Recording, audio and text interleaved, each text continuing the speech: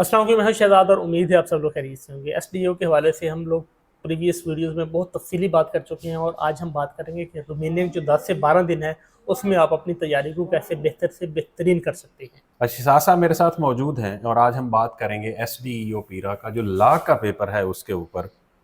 क्योंकि कल हमारे साथ मतलब एक जो काफ़ी सारे लोगों का एक्सपीरियंस शेयर हुआ है, वो था जो लॉ का पेपर हुआ है असिस्टेंट रजिस्ट्रार कोऑपरेटिव सोसाइटी का, उसकी बेस पर। तो इसको इसी तनाजुर में अब क्योंकि आप लोगों के पास ऑलमोस्ट 10 दिन बाकी रह गए हैं। ऐसे 11 और 12 तारीख को पेपर है एसडीईओ का, सिर्फ लॉज का। हाँ जी, थर्ड पेपर जो है। जो थर्ड पेपर है, तो अब क्या आखिरी 10 दिनों में तैयारी मुमकिन है या नहीं है, और अगर ये मुमकिन है तो फिर किस तरह से हो सकती है। बड़ा आपका इम्पोर्टेंट क्वेश्चन है, ठीक है जी।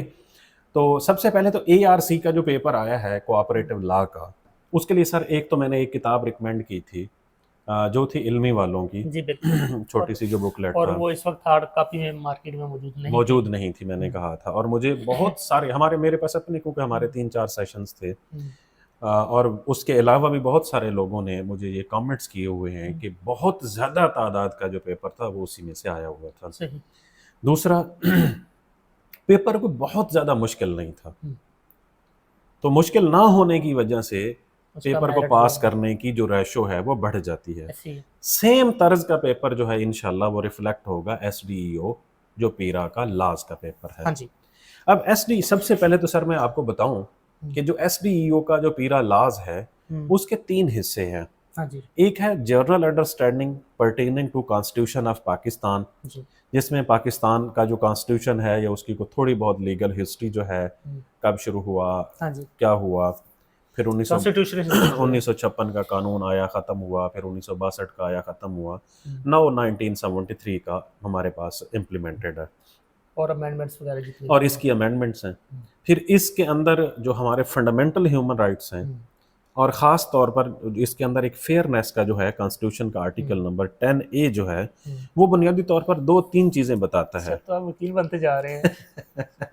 2-3 चीज़ें बताता है। एक तो ये है कि आप अगर किसी मतलब उसके लिए सर्च वारंट जारी करेंगे, आप बगैर वारंट के गिरफ्तार नहीं कर सकते। अगर आप किसी को गिरफ्तार करेंगे तो 24 घंटे के अंदर आपने उसको मजिस्ट्रेट के सामने पेश करो, मतलब हाँ इस जी। तरह की कुछ चीज़ें हैं।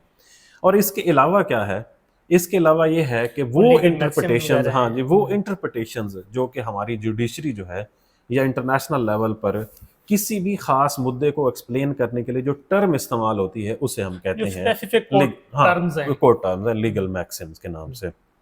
इसका जो दूसरा हिस्सा है, सर, वो है जो सीआरपीसी और पीपीसी। बहुत लेंथी पार्ट है ये। ठीक है, अब सीआरपीसी और पीपीसी का उन्होंने मखसूस करके बताया हुआ है कि सर्च के हवाले से है, वारंट के हवाले से है, अपील्स के हवाले से है, फिर अगला है अबैटमेंट के हवाले से।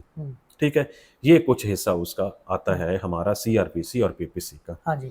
उसके बाद आ जाते हैं द लॉज पर्टेनिंग टू पीरा, पंजाब इन्फोर्समेंट रेगुलेटरी अथॉरिटी के खिलाफ। अब उसमें से 2 तो डायरेक्ट ऐसे हैं, जो पीरा का एक्ट है अपना 2024 वाला, और उसके रेगुलेशन 2025 वाले रूल्स जो हैं। रूल्स। हाँ जी। उसके अलावा सर 3 ऐसे एक्ट्स हैं जो कि पहले रिफ्लेक्ट हुए हैं किसके अंदर, तहसीलदार के अंदर। उसमें एक पंजाब रेवेन्यू एक्ट है, लैंड। हाँ जी। उसके बाद टेनेंसी एक्ट है, और तीसरा है colonisation of government land. Land acquisition भी तो था। नहीं, लैंड एक्विजिशन इसके अंदर शामिल नहीं है। सही। और उसके साथ 2 हैं, वो होर्डिंग एक्ट है और कमोडिटीज, इसेंशियल कमोडिटीज। ठीक है। ये टोटल जो सिलेबस है, टोटल इसमें से सीआरपीसी और पीपीसी को चले हम थोड़ी देर के लिए साइड पे रख के, बाकी जो सिलेबस है ये आराम से 10 दिन के अंदर कवर हो सकता है, आराम से। सही। अब इसके लिए सर एक तो ये है कि हमने पहले भी मॉक टेस्ट इसके लिए जैसा कि आप चला रहे हैं, मैं भी चला रहा हूँ। उसमें सर हमने 23 के करीब जो पेपर्स हैं, वो रखे हैं सिर्फ लॉ के। ठीक है। और उन पेपर्स को किस तरह से डेवलप किया गया है कि लाइक एक पीरा का अपना एक्ट है, उसमें से 2 या 3 पेपर डेवलप हुए हैं सेक्शन वाइज। ठीक है। इसी तरह से कमोडिटीज का एक पेपर बनाया गया है, एसेंशियल कमोडिटीज का, इसी तरह कॉलोनाइजेशन का, इसी तरह 3 पेपर उसमें डेवलप किए गए हैं रेवेन्यू लॉ के। इसी तरह से उसमें मतलब ये हमने इसको तरतीब से डेवलप किया है। सर और अगर आप में से कोई इनमें से कोई भी बंदा ऐसा होगा जो सिर्फ एक दिन में 2 फर्ज करो एक्ट, अब कमोडिटीज और जो होर्डिंग वाला है वो तो वैसे 4-4 5-5 पेजेस का है, 10-10 12-12 सेक्शन हैं उसके अंदर। हाँ जी। तो इनको अगर ये देखते हैं तो देखने के बाद सर ये आराम से वो क्वेश्चन अटैम्प्ट मतलब पढ़ने के बाद अगर ये मॉक टेस्ट अटैम्प्ट करते हैं तो ये उनके लिए बहुत बेनिफिशियल है। ऐसी सर। अच्छा, फिर दूसरा ये है कि इसकी फीस भी हमने बहुत थोड़ी कर दी है, सिर्फ 10,000 रुपये रखो, सॉरी सिर्फ 1,000 रुपये। तो आंखें फटी रह गई। अच्छा, सिर्फ 1,000 रुपये जो है वो रखी है इसकी हमने फीस। इसमें सिर्फ लॉ के पेपर करवाए जाएंगे। ठीक है। जो इससे पहले हम ऑफर कर रहे हैं उसमें हम जीके के भी ऑफर कर रहे हैं, इसमें जीके ऑफर नहीं होगा। ओके। और अगर आप में से कोई बंदा जो घर बैठ के भी तैयारी करना चाहता है तो प्लीज आप सिर्फ ये, अगर एक हमने किताब भी रिकमेंड की थी, वो जो पीरा लाज, यही सोच रहा था जी, पीरा लाज की हमने एक किताब रिकमेंड की थी, अगर आप वो सिर्फ किताब पढ़ लेते हैं वो भी काफी है, वो आपका सिलेबस कवर कर लेगी। ठीक है, लेकिन अगर पेपर में कोई ऐसी चीज आ जाती है जो आउट ऑफ सिलेबस है या उन चीजों से हटकर बहुत, तो उसके तो हम फिर कुछ नहीं कह सकते ना। नहीं, वो सिलेबस को कवर करती है। हाँ जी। मुझे जैसा कि मैंने पीछे अपनी वो जो किताब रिकमेंड की थी इल्मी वालों की, उसमें से 70-80 नंबर का पेपर आया है। इसी तरह ये पेपर भी, ये वाली किताब भी आराम से इतने नंबर का पेपर इनके मतलब मदद कर सकती है। अब उस किताब के लिए मैं नीचे आपको एक नंबर दे दूंगा, वहाँ से वो सॉफ्ट कापी में 300 रुपये की मिल सकती है, हार्ड कापी भी मिल सकती है। रमज़ान साहब है PMS अफसर, उनकी ये राय पब्लिशर्स वालों की एक किताब है SDO पीरा ला की। हाँ जी। अच्छा, इसके अलावा अगर आप में से कोई बंदा और है जिसने अभी तक इसकी तैयारी शुरू नहीं की, वो कैसे कर सकते हैं? सिंपल तरीका यह है कि अगर वो किताब वो ले ले या घर बैठ के सिर्फ वो 2 करके एक्ट्स को डाउनलोड करता जाए, डाउनलोड करने के बाद उसको पढ़ता जाए, 1 गो के अंदर इनकी बेसिक अंडरस्टैंडिंग हो जाएगी, 1 गो के अंदर। ठीक है, मतलब आप ये कहना चाह रहे हैं कि अभी भी टाइम खत्म नहीं हुआ? 10 से 12 दिन ये जो है सर, ये 10 दिनों में भी कोई बंदा पढ़ लेगा ना, मैं ये यकीन से, अगर वो पढ़ लेगा और मेहनत करेगा सही मीनिंग में, तो मैं अभी भी यकीन से कहता हूं कि वो मतलब 55 से 60 नंबर ले सकते। ओके, सही। अभी भी कोई टाइम नहीं गुजरा, 10 दिन बहुत टाइम है सर। सही।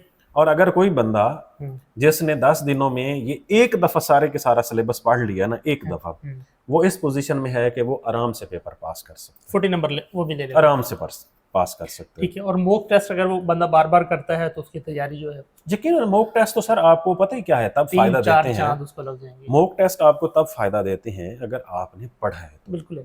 अगर आपने नहीं पढ़ा और आप मॉक टेस्ट के पीछे भागते हैं तो कोई फायदा नहीं है ना।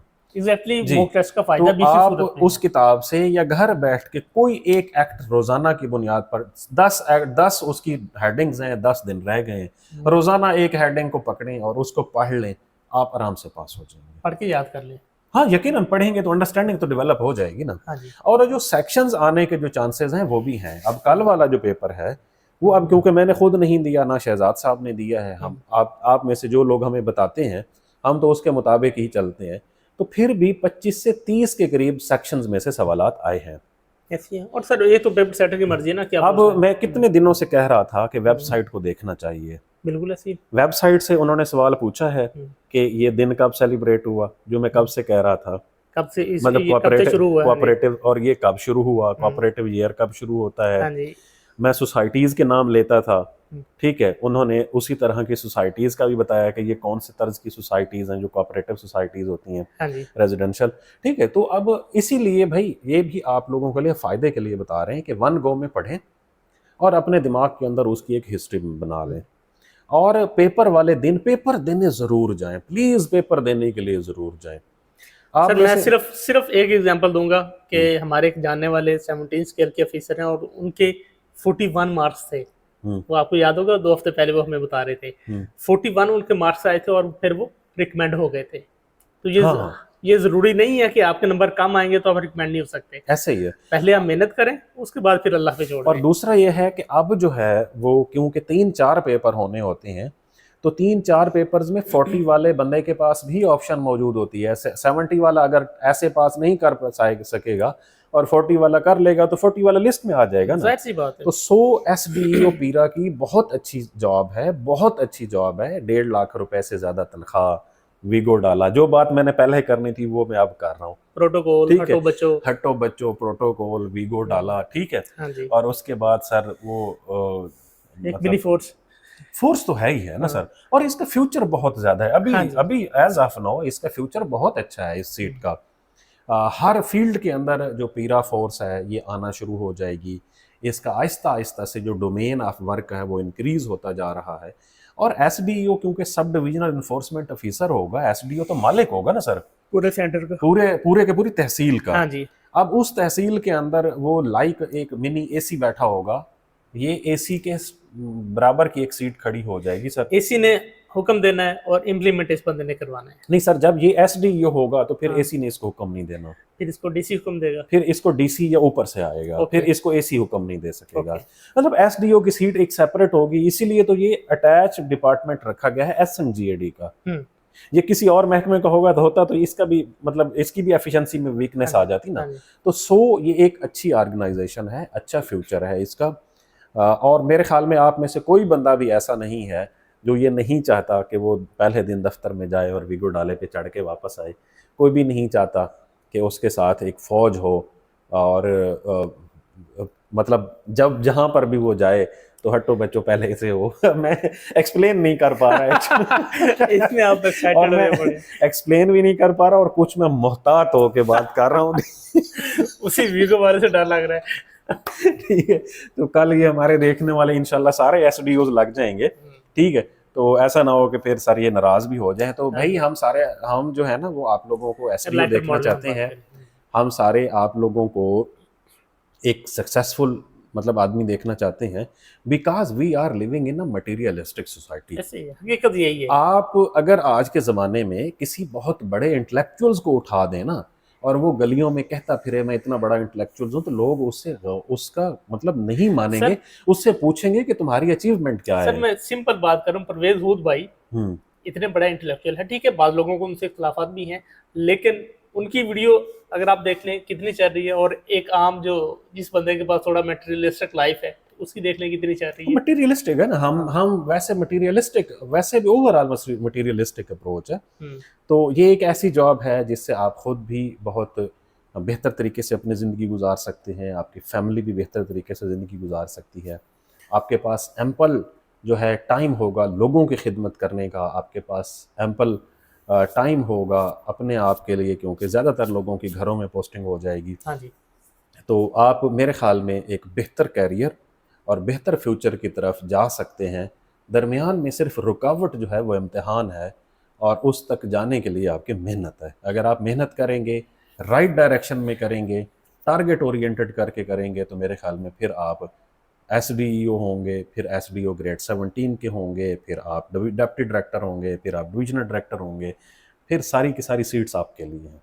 बहुत शुक्रिया। बस सर इन एक बात है कि पंखे को देखने की मोहब्बत कम करनी चाहिए, और 5 AM क्लब में अगर ये लोग शामिल हो जाते हैं कि सुबह 5 बजे ही उठें, उस वक्त जो जहन फ्रेश होता है और बंदे की चीज़ें सही तौर पर मेमोराइज होती हैं। तो ये अगर इस तरह की रूटीन बनाते हैं तो इनके लिए बहुत ज़्यादा चांसेस हैं कि अपनी चीज़ों को ये बेहतर अंदाज में प्रिपेयर कर